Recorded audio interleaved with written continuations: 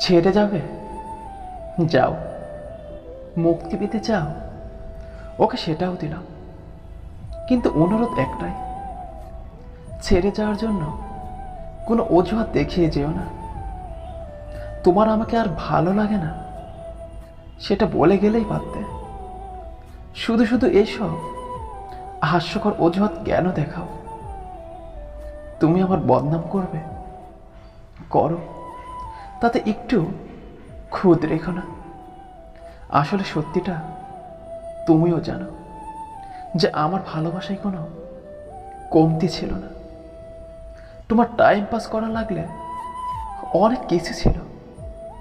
শুধু শুধু কেন আমাকে তোমার টাইম পাসের জন্য বেছে নিলে?